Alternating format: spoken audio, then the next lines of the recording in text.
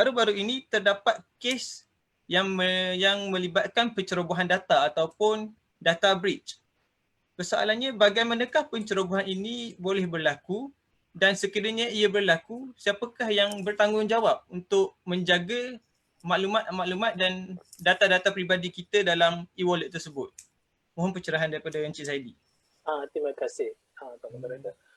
Untuk soalan yang pertama iaitu adakah e-wallet ini berpotensi untuk digodam? Ya, jawapannya ianya berpotensi untuk digodam. E-wallet ini adalah sama seperti penggunaan perbankan internet. Ianya terdedah kepada risiko penipuan iaitu fraud, phishing. Phishing ini merupakan salah satu teknik yang digunakan oleh penggodam iaitu di mana mereka akan menghantar email yang seakan-akan sama seperti daripada pihak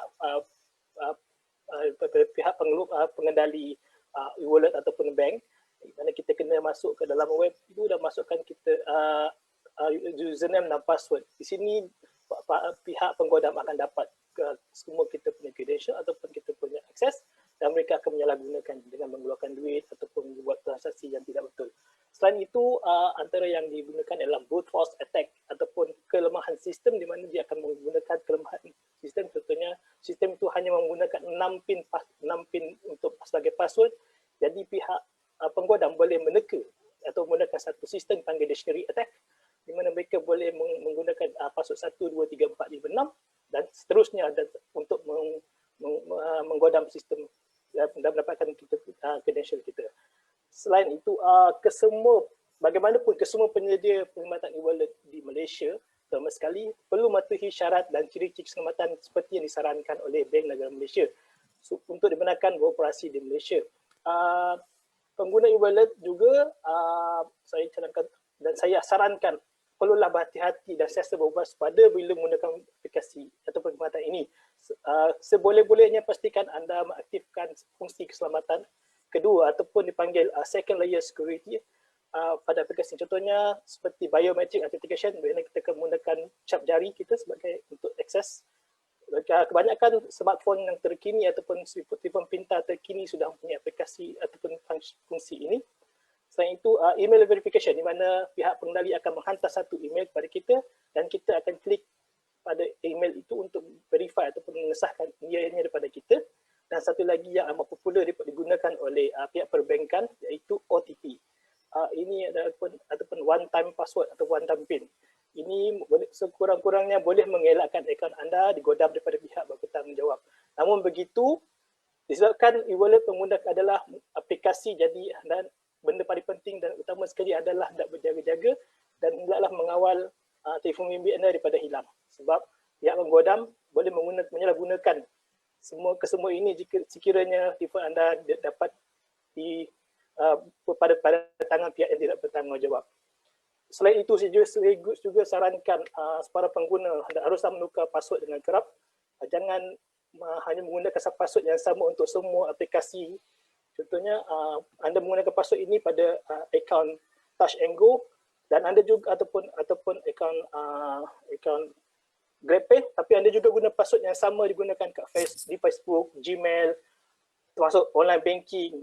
Sekiranya pencerobohan data berlaku, contohnya salah satu aplikasi ini telah berlaku data leakage ataupun data yang telah tersebar kepada pihak tidak bertanggungjawab, akaun anda juga berisiko untuk digodam.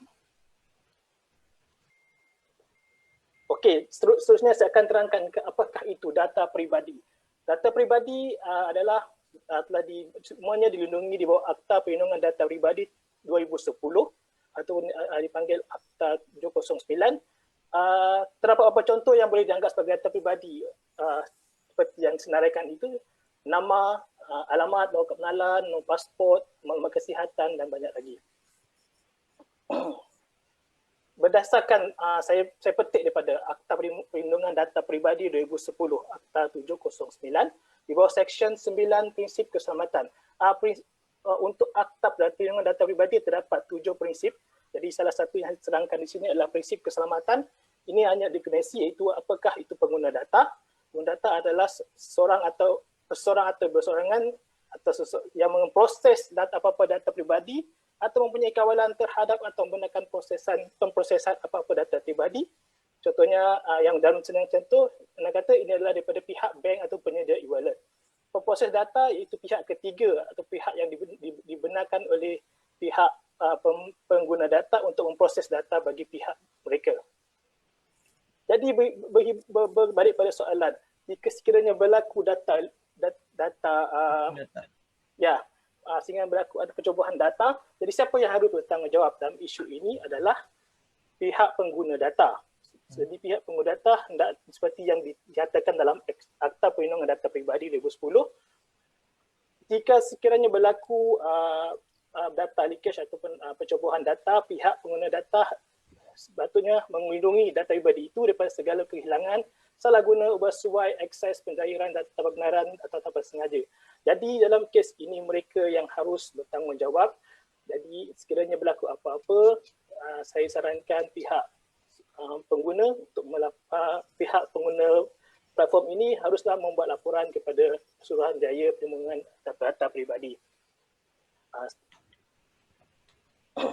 Jadi untuk dan ini saya sambungan pada slide tadi, iaitu mengambil langkah praktikal. Jadi ini adalah yang dikatakan sebagai apa yang boleh kita, sekiranya data peribadi berlaku, kita haruslah tahu apa hak kita dan kita haruslah membuat laporan sekiranya berlaku apa-apa yang tidak disengajakan ataupun disengajakan.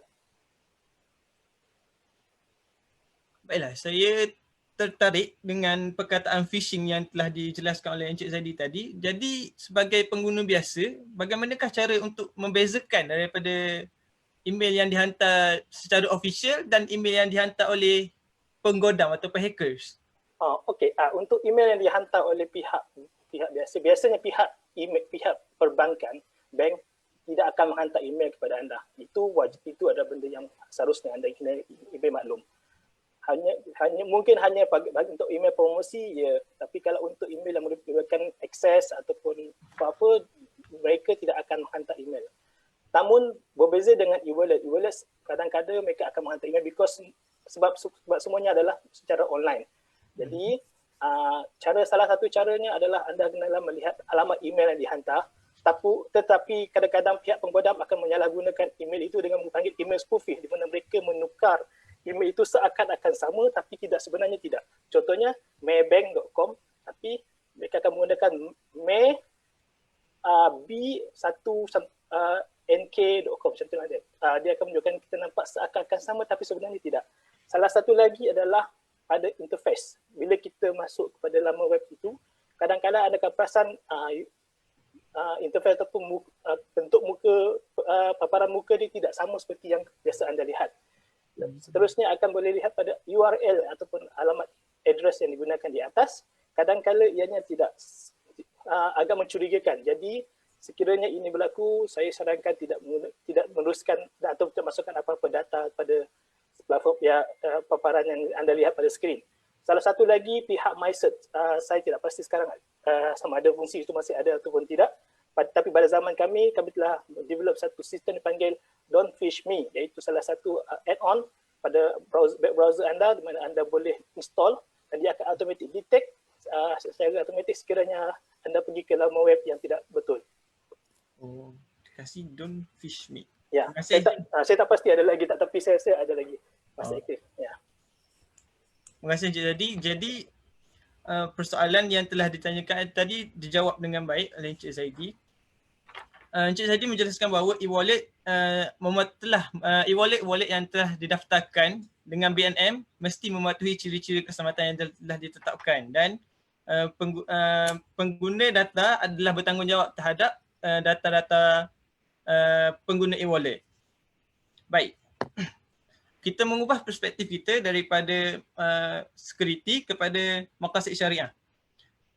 Jadi Prof, dari pandangan maqasid syariah itu sendiri, adakah teknologi e-wallet ini mempunyai unsur-unsur syubhah ataupun haram dalam penggunaannya? Dan apakah yang dimaksudkan dengan akaun escrow, serta adakah akaun escrow ini dari segi syariahnya maafkan saya, dan adakah akaun escrow ini sah dari segi undang-undang dan hukum? Mohon penjelasan Prof.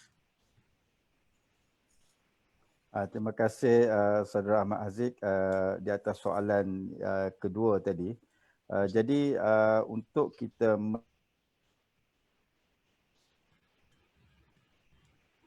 kehendak syarak ataupun tidak, kita kena memahami dahulu apakah kedudukan, kita kena memahami apakah e-wallet tu yang sebenar. Kalau saya boleh share screen, Saudara Haziq, saya ingin menunjukkan kepada para hadirin model e-wallet yang ada di pasaran. Di Malaysia. Jadi, okey, boleh ya? Boleh. Silakan Prof. Jadi kalau kita lihat di sini, kita ada beberapa model hasil daripada kajian kami.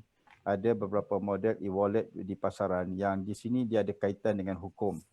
Jadi model yang pertama kita dapati ada platform e-dagang. Kita ada di pasaran sekarang Lazada, Shopee, Alibaba.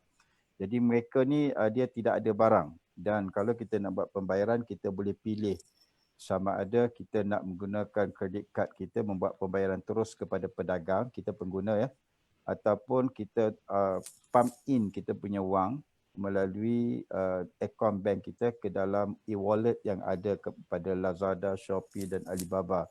Biasanya mereka kena register di Bank Negara sebagai e-money issuer. Okey, e-money issuer. Jadi kita ada pilihan nak bayar terus melalui akaun bank kita pun boleh, ataupun kita meletakkan dalam e-wallet mereka. Jadi isunya di sini bila kita letakkan dalam e-wallet mereka, apakah akad kita dengan platform e-dagang. Jadi bagaimanakah wang tadi diurus. Jadi itu antara isu-isu syariah yang kita kenal pasti. Kemudian begitu juga bagaimanakah akad antara platform e-dagang dengan pedagang. Itu model yang pertama. Model yang kedua, yang sebelah kanan, kita dapati model ini merupakan e-wallet yang ada di pasaran. Kita biasanya dengan pedagang kita tak boleh membuat pembayaran terus dengan credit card kita. Ya, biasanya kita tak boleh. Kita kena masukkan wang kita ke dalam Touch 'n Go contohnya, ke dalam Boost contohnya, Keepel Pay kita kena masukkan. Cuma maafkan saya Prof, mungkin Prof boleh besarkan sedikit slide untuk buat show. Okey. Sikit slide dan saya ke sini ya. Jadi kalau kita lihat yang kedua ini, nampak? Boleh lebih jelas ya? Lebih jelas. Okey. Jadi kalau kita lihat ini untuk model yang kedua ni, kita biasanya kita tak boleh bayar secara direct melalui akaun ke dalam e-wallet kecuali GrabPay. GrabPay kita boleh kalau kita nak buat pembayaran terus kepada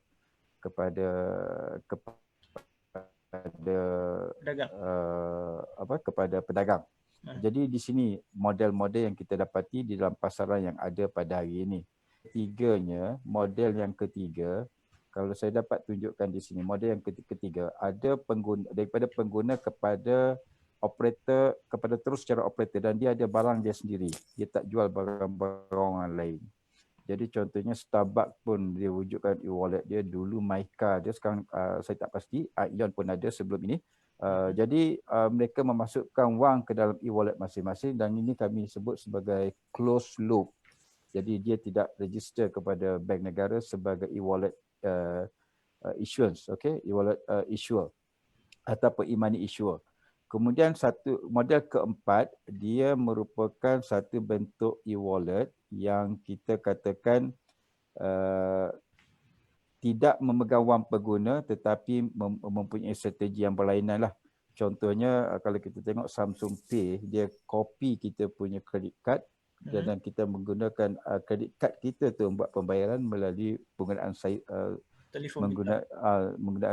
penggunaan telefon tadi. Kita tak perlu bawa pun physical card. Jadi ini bentuk e-wallet yang ada. Jadi permasalahan yang ada dalam masalah e-wallet ini, pertama, isu dia apakah akad antara pengguna, contohnya kalau model kedua dan pertama tadi, apakah akad antara pengguna dengan platform e-dagang ataupun aplikasi e-wallet, yang mana di sini ada satu akaun amanah. Kita tak namakan sebagai escrow account. Jadi kita namakan dia sebagai satu trust account yang disebut dalam guideline e-money, yang mana kalau aplikasi e-wallet tadi merupakan small e-wallet issuer, e-wallet operator, dia akan masukkan ke dalam deposit yang di mana konvensional ataupun secara Islamik. Jadi di sini kita kena pastikan ya, sepatutnya kita sebagai pengguna ada hak dipastikan, sebab kalau mereka mengambil wang kita atas nama wakalah, wakil, maka di situ wakil mesti berurus niaga secara patuh syariah. Tapi kalau dia jadikan ini sebagai enabler untuk dia collect, untuk dia simpan, untuk dia ambil barang-barang untuk wang daripada pengguna dan dia letakkan dalam konvensional. Jadi di situ ada syubhat riba di situ. Jadi ini antara perkara-perkara yang kita kena lihatlah. Kalau di kalangan pengguna tadi bila memasukkan ke dalam aplikasi e-wallet tadi dikira sebagai hutang ataupun qard. Apabila e-wallet memberi ganjaran, ia seolah-olah merupakan satu perkara yang berbentuk interest. Jadi itu antara beberapa perkara yang kita lihat adanya isu-isu syariah dalam e-wallet. Jadi kalau akaun yang e-wallet tadi pegang, biasanya dalam mereka mengurus akaun tersebut, yang setakat kajian kami hanya ada satu e-wallet yang mengatakan kami menguruskan dana pelanggan secara Islamik. Ya, ketika kami membuat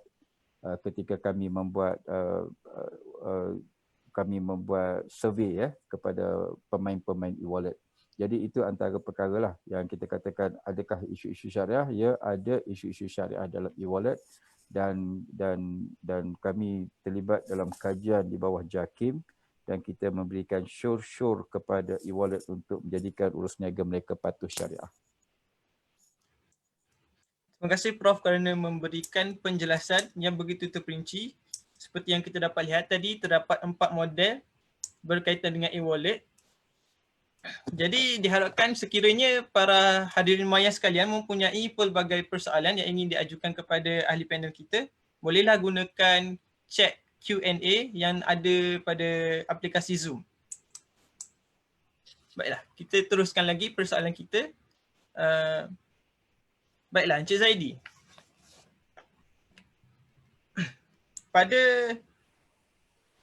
Maafkan saya, seperti yang kita sedia maklum bahawa negara kita telah menganjurkan satu program e-wallet ataupun e-dompet yang membolehkan rakyat menerima sejumlah wang, iaitu sebanyak RM30 dan RM50. Dan medium utama pembahagian wang tersebut adalah e-wallet dan syarikat utamanya ialah Touch 'n Go, Boost dan GrabPay. Namun, salah satu daripada syarikat tersebut telah menyatakan terma dan syarat seperti mereka akan menyediakan dan mendedahkan data pribadi anda kepada pembekal-pembekal perkhidmatan yang berkemungkinan berpangkalan di luar Malaysia, kerajaan Malaysia, penama jabatan-jabatan kerajaan dan agensi kerajaan untuk mengesahkan dan memproses kelayakan permohonan anda bagi tujuan program ini. Jadi persoalannya di sini, adakah terma dan syarat seperti ini yang meningkatkan lagi risiko ancaman cyber kepada masyarakat Malaysia, dan adakah ia juga boleh digunakan untuk kepentingan politik seperti yang telah berlaku di Amerika Syarikat? Mungkin Encik Zaidi boleh perjelaskan isu ini. Terima kasih Tuan Moderator. Okey, jadi kita sebelum saya terangkan lebih lanjut mengenai risiko, ya, memang ada risiko di mana-mana, sebab termasuk bukan sahaja pada e-wallet contohnya, tapi ia juga berlaku kalau sekiranya anda pergi mendaftar nombor telefon baru ataupun anda pergi membuat pinjaman peribadi atau pinjaman perumahan. Semua itu akan berlaku di mana ada kebocoran tiris ataupun tidak tidak asal seorang yang tidak amanah dalam menguruskan data pribadi anda, ia memang akan berlaku. Tapi anda kena ingat, sekiranya berlaku kebocoran data pribadi anda, kita kembali kepada Akta Perlindungan Data Pribadi 2010, iaitu Akta Kod 709. Sebelum saya masuk pada soalan, saya terangkan balik. Boleh. Situasi ini, akta ini tidak boleh dipakai pada yang senarai itu, iaitu akta tidak pakai bagi kerajaan persekutuan dan kerajaan negeri, tapi ia dipakai pada syarikat swasta seperti yang ditanyakan tadi. Akta ini juga tidak terpakai bagi data yang diproses di luar negara, melainkan data itu sepatutnya akan diproses selanjutnya di Malaysia. Maksudnya walaupun data tersebut itu di luar negara, tapi seterusnya proses akan dibuat di Malaysia. Jadi masih tertakluk di bawah akta itu. Okey. Jadi selain itu akta ini juga tidak terpakai bagi satu perniagaan pelaporan kredit seperti yang kita dengar CITOS ataupun SIGRIS. Ini semua pelaporan data kredit yang dijalankan oleh agensi pelaporan kredit di bawah Akta Agensi Pelaporan Kredit 2010. Akta ini juga memberikan pengecualian yang menyuruh terhadap data peribadi yang diproses bagi individu bagi hal peribadi. Contohnya untuk perkahwinan ataupun tujuan tu masuk registrasi. So, anda pergi ke pusat registrasi, dia mereka akan minta kita masukkan maklumat asal kita untuk tujuan kecemasan. Jadi ini tidak termasuk dalam akta ini. Okey, seterusnya kita kembali kepada tujuh prinsip akta data peribadi, perlindungan data peribadi, iaitu prinsip am, prinsip notis dan pilihan, prinsip penzahiran, prinsip keselamatan, prinsip penyimpanan, prinsip integriti data dan prinsip akses. Ada 7 prinsip dalam untuk akta ini. Dalam tersilap saya ada 98 muka surat. Kalau sekiranya anda download akta ini, anda boleh baca. Ya, tapi saya terangkan secara ringkas. Iaitu prinsip pertama, iaitu apakah prinsip am. Prinsip am di mana pengguna data tidak menggunakan proses data peribadi tanpa kebenaran tuan punya data peribadi itu, hanya untuk tujuan yang sah, mencukupi dan tidak berlebihan. Maksudnya hanya cukup ala kadar. Ya. Yang kedua, mesti mematuhi prinsip notis dan pilihan di mana makluman dan tujuan awalan dimaklumkan kepada subjek berkenaan. Sekiranya data ini digunakan untuk tujuan e-wallet, jadi pihak pengguna data akan maklumkan kepada pihak tuan punya data mana kita hanya guna untuk tujuan e-wallet sahaja. Yang ketiga adalah prinsip penzahiran di mana subjek data perlu dimaklumkan pada pihak ketiga data yang akan dikongsikan. Maksudnya dia akan beritahu kepada semua siapa yang akan gunakan data seterusnya. Yang keempat, prinsip keselamatan. Apabila proses data peribadi, mana-mana subjek data, pengguna perlu memastikan data itu selamat disimpan, tidak bersuai dan tidak salah guna diberikan pada pihak yang tidak berkenaan. Ini saya telah terangkan tadi, di mana sekiranya berlaku kebocoran data peribadi, pihak tuan punya data boleh membuat laporan pada Suruhanjaya data peribadi, perlindungan data peribadi. Prinsip yang seterusnya, iaitu prinsip yang kelima, prinsip penyimpanan mengatakan bahawa data peribadi tidak boleh disimpan melebihi daripada tempoh yang ditetapkan. Biasanya silap saya dia ada dalam berapa tahun ya? Setahun. Saya tak ingat, tapi nanti kena boleh rujuk kembali. Prinsip yang keenam ialah prinsip integriti data.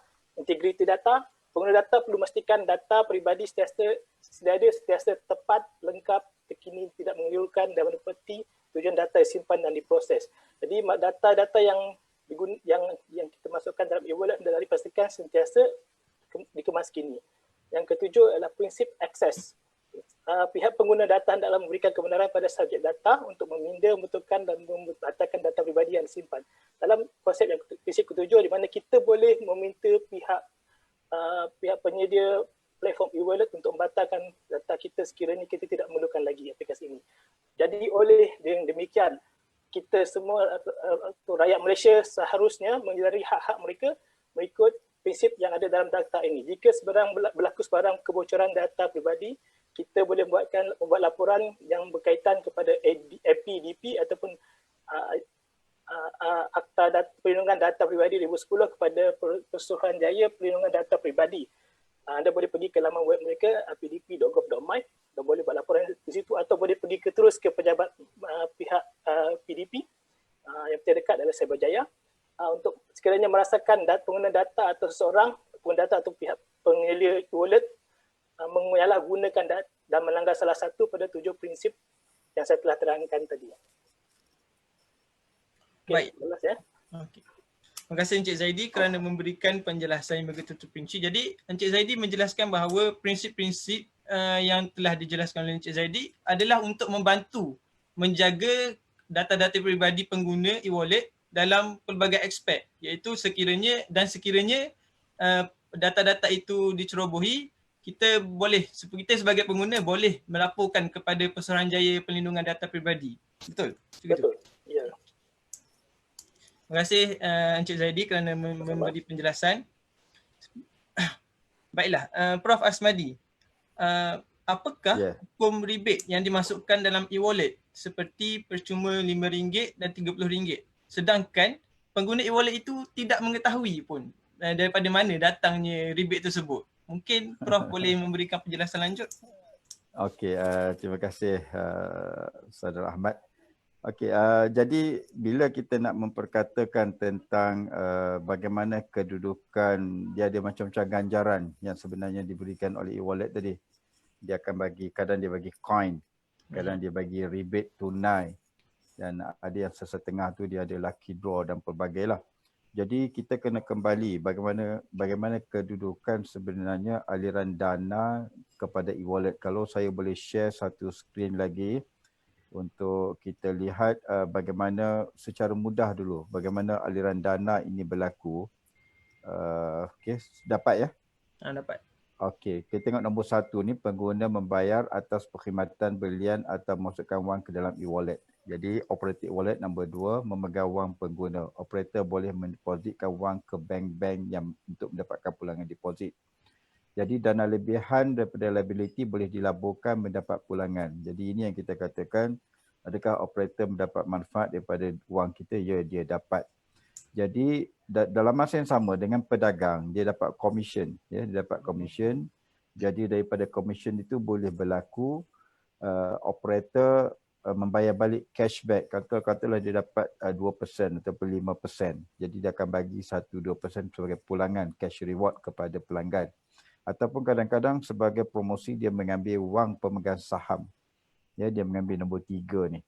Jadi operator e-wallet, dia nombor 3 ni, dia boleh memegang wang pedagang juga dalam tempoh yang lama. Kadang-kadang dia nak pastikan barang sampai dan sebagainya, dan dia juga mendapat pulangan daripada wang tersebut. Jadi untuk kita memastikan perkara ni patuh syariah, hubungan-hubungan ini kena pastikan patuh syariah. Jadi dia boleh berlaku cashback tadi, dia boleh berlaku sebagai sebahagian daripada commission, dan boleh berlaku dia sebenarnya ada unsur riba. Contohnya kalau kita buat pembelian tidak ada masalah, tetapi kalau anda top up RM50, anda mendapat RM55. Jadi seolah kita berikan RM50, kita dapat RM55. Jadi seolah di situ adanya unsur yang dikatakan interest.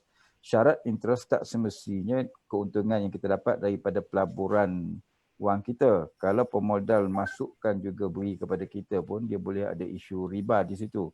Bukanlah syarat untuk jadi riba mesti daripada keuntungan wang kita itu yang akan dimasukkan kepada kita, tidak. Jadi adakah cashback ni tak boleh? Cashback ni bukan cashback ni yang salah, tetapi kena dipastikan dulu hubungan antara 1 dan 2, apakah kontraknya, apakah akadnya, untuk memastikan. Kalau dalam bentuk contohnya wakalah, nanti kita akan cerita bagaimana antara proposal kami, cadangan kami sepatutnya boleh diislamisasikan, tetapi dia memerlukan kesediaan e-wallet operator untuk berubah, ataupun kalau tak boleh jadi patuh syariah menjadi mesra syariah, yang mana mungkin dia boleh pastikan kejelasan akad yang ada antara operator dengan pelanggan. Soal dia tak nak menjadi 100% syariah compliant itu, kita pun tak boleh paksa. Tetapi paling kurang hubungan kita dengan hubungan dia bagikan jelas, dan kalau ada cashback dan sebagainya adalah hasil daripada kontrak-kontrak yang dibenarkan diberikan cashback oleh syarak. Jadi itu antara perkara yang kita nak supaya operator mengambil kira juga dia dalam memastikan bahawa apa yang urus niaga tersebut merupakan satu urus niaga yang patuh syariah. Baik, terima kasih Prof. Asmadi. Jadi sekiranya rebate yang diterima adalah daripada pemegang saham dan daripada komisen urus niaga, jadi kita boleh terima rebate tersebut, Prof. Dalam keadaan sekarang, dia hubungan tadi masih lagi belum jelas antara kalau katalah dia ada bagi tawaran, kalau anda masukkan RM50 dapat RM55, itu ada unsur riba. Tetapi kalau rebate itu daripada pembelian barang kita, kemudian dia bagi rebate, itu dia berkongsi dengan kita komisen yang dia dapat. Yang itu kami dalam kajian kami memegang itu masih lagi harus. Tapi ada banyak benda lah yang kita buat masa ini, kami syorkan supaya kita gunakan dulu secara minimum sahaja sekiranya perlu. Jadi kalau boleh membuat pembayaran terus melalui akaun bank pada sesetengah e-wallet tu, dia membenarkan terus payment kepada akaun bank, tak perlu pun Melalui e-wallet. dimasukkan wang tunai ke dalam e-wallet tersebutlah. Itu antara penyelesaian sementara yang kita syorkan kepada pengguna. Terima kasih Prof kerana memberikan penjelasan berkaitan rebate dan perkara-perkara yang daripada mana datangnya rebate yang digunakan oleh para pengguna e-wallet. Baik. Seterusnya, Encik Zaidi, pada 6 Mac tahun ini terdapat kes yang melibatkan sebuah syarikat e-wallet iaitu Touch 'n Go yang hampir mengakibatkan penggunanya kehilangan RM3,000 disebabkan penggunanya telah menggunakan feature ataupun kemudahan yang ada dalam aplikasi tersebut yang dapat menyimpan kad kredit dan kad debit. Jadi pada pendapat Encik Zaidi, mengapakah perkara ini boleh berlaku? Okay, terima kasih Tuan Moderator. Okay, soalan ini sebenarnya pada 6 Mac itu agak kecoh di dalam bidang dalam komuniti pihak keselamatan IT. Jadi pelbagai teori telah keluar, pelbagai cerita kabar angin yang kami terima, tapi daripada apa yang kami dapat daripada pihak yang trusted source ataupun maklumat yang dipercayai. Kes ini berlaku disebabkan oleh kecuaian pihak ketiga sebenarnya, ya, bukan kelemahan pada sistem Touch 'n Go itu sendiri, iaitu di mana Touch 'n Go ada melantik kontraktor untuk pemasangan sistem RFID ataupun radio frequency identification, itu yang stiker kad yang kita letak kat kereta. Jadi kontraktor itu boleh jadi sesiapa saja, ejen, orang bengkel, ataupun kita boleh daftar melalui portal RFID registration. Biasanya ikutkan SOP yang ada pada pihak Touch 'n Go. Kita untuk daftar RFID, kita pergi ke portal RFID registration portal. Jadi kita akan masukkan kita punya nombor username dan kita masukkan nombor PIN. Jadi di sini kita akan pilih lokasi di mana kita akan buat pemasangan RFID atau penukaran RFID. Tapi pada kes ini ada juga kes ini yang berlaku biasa apabila seorang tu menukar atau membeli kereta baru. Contohnya kereta lama kita terdaftarkan akaun RFID dan kita telah jual kereta tersebut. Jadi pengguna yang baru dia nak tukar RFID, dia akan pergi kepada kontraktor tu, tapi dia tak menggunakan portal untuk pendaftaran RFID registration, tapi dia pergi kepada kontraktor itu secara walk-in.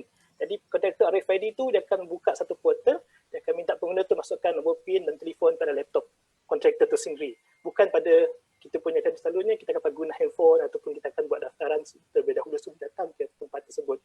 Jadi apa yang berlaku kat sini, seakan kecuaian oleh pihak ketiga yang menguruskan proses tersebut, data tu telah bocor pada pihak tanggungjawab.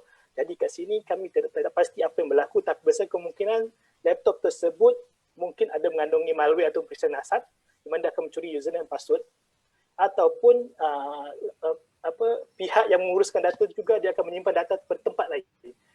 Kita masukkan username dan password, dia akan menyimpan PIN itu juga ke tempat lain supaya untuk digunakan, disalahgunakan pada kemudian hari. Jadi tapi seakan kes ini pihak Touch 'n Go telah mengambil tanggungjawab. Mereka telah membalikan wang tersebut kepada mangsa melalui skim money back guarantee. Selain itu, dan selain itu, saya juga ada satu teori lain.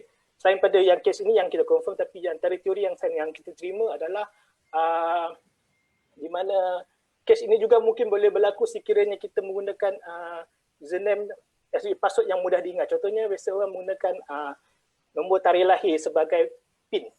Jadi ini pun juga boleh menjadikan punca. Contohnya kalau tengok IC, contohnya belakang ada penterdepan tarikh lahir yang 6 digit. Biasa orang akan pakai ini paling atau yang boleh salah gunakan oleh pihak penggodam. Yang kita bentuk kes Touch 'n Go. Kita tahu Touch 'n Go dia tak ada sistem second layer security. Jadi biasanya untuk login Touch 'n Go hanya nombor telefon dan 6 digit password sahaja. Jadi ini mungkin boleh jadikan sistem berlaku penyalahgunaan data atau force attack kat situ. Jadi selain itu saya rasa juga ada juga di mana kes malware, iaitu malware yang mungkin boleh masuk dalam telefon bimbit kita ataupun dalam laptop kita yang dipanggil Trojan yang boleh mencuri username dan password kita. ini pun boleh menunjukkan jadi kes ini boleh berlaku. Tapi untuk yang kes yang sebenarnya yang macam cerita tadi lah, tapi yang ini antara punca berlakunya kebocoran data ataupun penyalahgunaan data pada sistem kita. Baiklah, terima kasih Encik Zaidi kerana memberikan penjelasan. Para hadirin, saya harapkan para hadirin maya sekalian masih lagi bertenaga dan boleh mengikuti perbincangan kami pada malam ini. Dan sekiranya masih mempunyai persoalan, bolehlah ajukan pada sesi soal jawab pada Zoom, aplikasi Zoom. Jadi, para panel masih boleh teruskan ke perbincangan kita pada malam ni? Boleh, insyaAllah. Boleh. InsyaAllah. Alhamdulillah, nampaknya ada yang masih bersemangat bersama kita. Baiklah.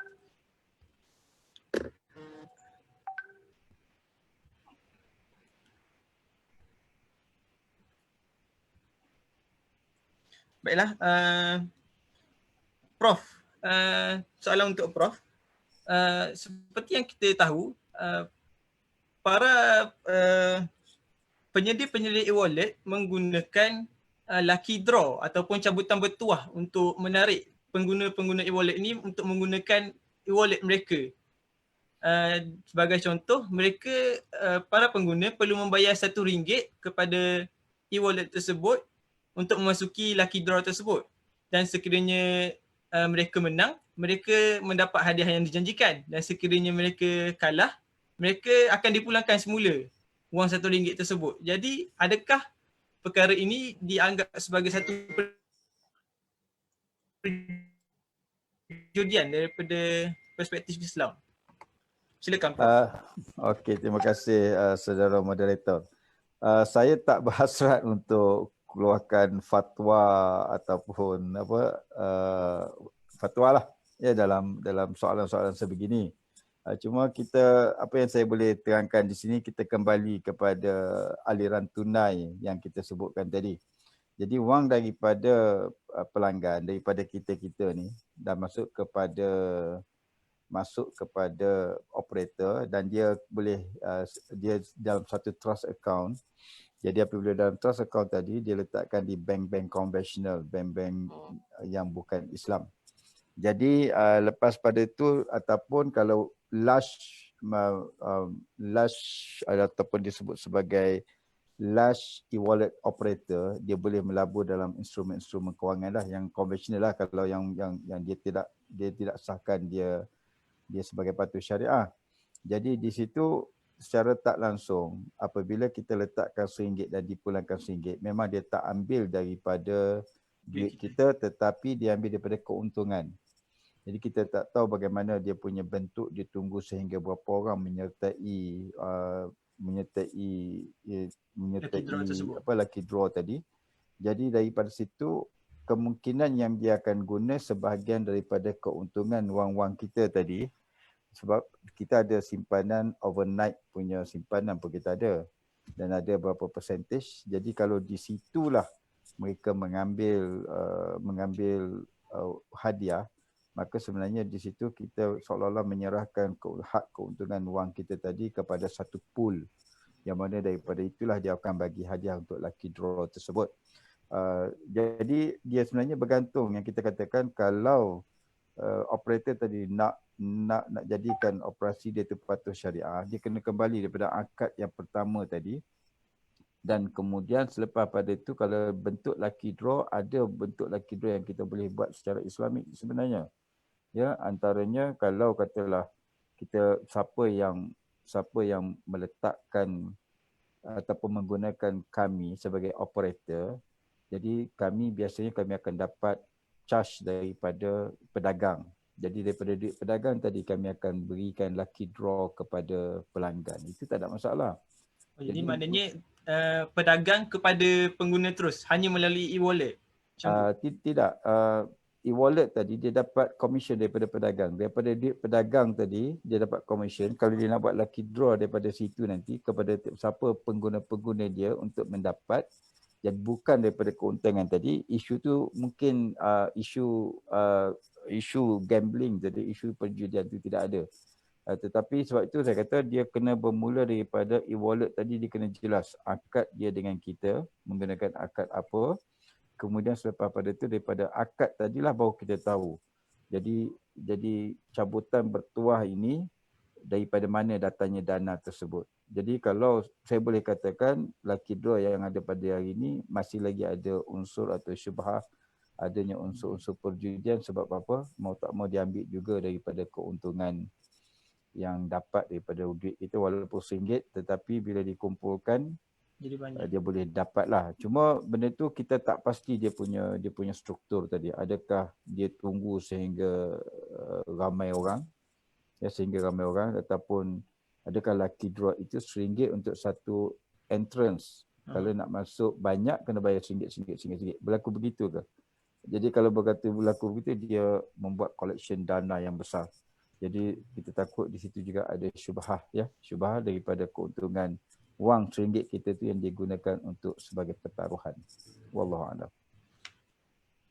Terima kasih Prof kerana memberikan penjelasan berkaitan dengan isu lucky draw dan menjawab persoalan berkaitan adakah ianya satu perjudian daripada pandangan Islam.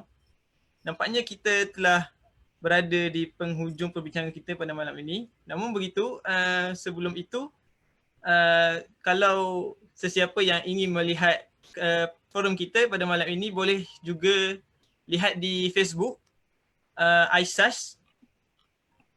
Baiklah, nampaknya kita telah berada di penghujung forum kita pada malam ini. Jadi mohon Encik Zaidi sebagai panel pertama kita untuk memberikan sedikit kesimpulan dan pesanan kepada para hadirin maya sekalian dan juga masyarakat. Silakan. Terima kasih Tuan Moderator. Kesimpulan daripada saya, sebenarnya penggunaan e-wallet ini is a new technology ataupun teknologi baru yang dah menjadi trend pada kita semua. Jadi tidak perlu takut dan gusar menggunakan sistem platform yang ada ini.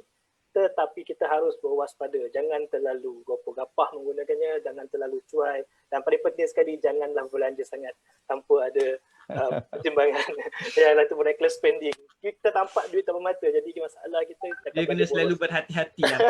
Ya, dalam teman sekali kita sentiasa keep in mind ataupun ingat dalam otak kita sebelum kita nak masuk username, adakah ini platform yang betul, adakah kita menggunakan sistem dan adakah sistem kita selamat, adakah kita berada dalam public wifi ataupun private wifi. Jangan guna login dalam, contoh dekat Starbucks dan kita login, itu bahaya sebab someone ataupun penggodam boleh berada di mana-mana. Mereka boleh menggunakan teknik spoofing, mereka boleh gunakan app poisoning, mereka banyak-banyak lagi teknik untuk mencuri data kita. Bukan saja pada depan mata, kadang-kadang di alam maya pun mereka boleh buat macam tu. Jadi apa-apa pun jangan takut gunakan platform ini, pastikan kita punya sistem sentiasa up to date, tak ada masalah, dan kalau boleh install antivirus dalam handphone, dalam laptop, dan pastikan kita juga seperti saya cakap tadi, belanja kena beringat, jangan salah guna duit yang ada. Jadi itulah saja saya rasa itu kesimpulan saya boleh bagi pada. Terima kasih Encik Zaidi kerana memberikan kesimpulan. Seterusnya dipersilakan Prof Asmadi untuk memberikan kesimpulan dan pesanan kepada para hadirin dan masyarakat. Silakan Prof. Terima kasih Saudara Ahmad di atas peluang yang diberikan. Jadi berkaitan e-wallet ni, pada saya e-wallet ni satu alat untuk kita berurus niaga yang saya kira agak amat baik, amat baik pada waktu ini, dan banyak benda memudahkan kita. Cuma kita mengharapkan kita sebagai pengguna, kita mempunyai kuasa untuk meminta, untuk menekan sedikit operator supaya berubah supaya kalau perbankan Islam mereka boleh membagi pilihan, perbankan mereka boleh mewujudkan patuh syariah, kenapa e-wallet tidak boleh bergerak ke arah tersebut. Jadi sebab yang daripada kajian kami dapati masih lagi mereka belum mengisytiharkan bahawa mereka merupakan e-wallet patuh syariah, kecuali ada dua buat masa ni. Ada dua, tak silap saya Maybank dah berubah daripada e-wallet yang konvensional kepada Islami, dan tak silap saya ada satu lagi MBSB, tak silap saya. Mereka mewujudkan e-wallet patuh syariah. Jadi boleh berubah sebenarnya, bukan tak boleh berubah. Jadi cuma kita terpaksa buat masa ini. Contoh nak bayar tol, hanya satu operator yang menguruskan dan mereka tidak mengisytiharkan sebagai patuh syariah lagi. Dan kadang-kadang kita nak naik taksi, Jadi kita terpaksa meletakkan wang kita. Kalau ada pilihan membayar terus dengan kredit kad Islam kita ataupun perbankan kita, why not kita menggunakan terus, kita elakkan daripada menggunakan e-wallet buat masa ni, tapi kita menggunakan aplikasi juga. Aplikasi yang ada untuk kita mendapatkan taksi secara melalui aplikasi itu, kita akan terus guna, tetapi pembayaran masih lagi ada pilihan. Kita terus bayar melalui perbankan Islam supaya kita mendapat mengelakkan daripada perkara-perkara syubhat. Mungkin di situ kita kata mungkin mahal sikit. Itu isunya. Bila kita bagi pinjam duit kepada dia harga murah. Jadi isunya di situ. Jadi bila kita Dia mahukan keuntungan yang lebih lah maknanya. Jadi isunya di situ. Jadi seolah kita bagi wang kepada mereka, mereka bagi harga special. Jadi di situ ada unsur syubhahnya di situ, seolah-olah ada manfaat yang kita dapat, dan kaedah fiqh menyebut kullu qardin jarra naf'an fahuwa riba. Jadi ada perkara-perkara yang kita kata kita ada kuasa sebagai pengguna, push mereka buat masa ini, kita mungkin menggunakan itulah alternatif yang kita berikan. Kalau perlu masukkan dalam e-wallet, masukkan secara minimum. Bukan kita letakkan satu tempat simpanan 200-300 ribu dalam hanya tersebut. gunakan untuk ketika sahaja. Ya, jangan tinggalkan lagi perbankan Islam. Kita tak mau e-wallet menjadi enabler kepada sistem konvensional untuk pungut wang kita dan dilaburkan dalam sistem kewangan biasa, bukan sistem kewangan Islam. Jadi saya rasa itu saja daripada saya kepada penganjur. Terima kasih kerana menjemput saya untuk forum pada malam ini. Ya, okey, wabihi wallahu alam. Terima kasih kepada ahli-ahli panel kita yang menjawab persoalan-persoalan yang persoalan-persoalan kita pada malam ini.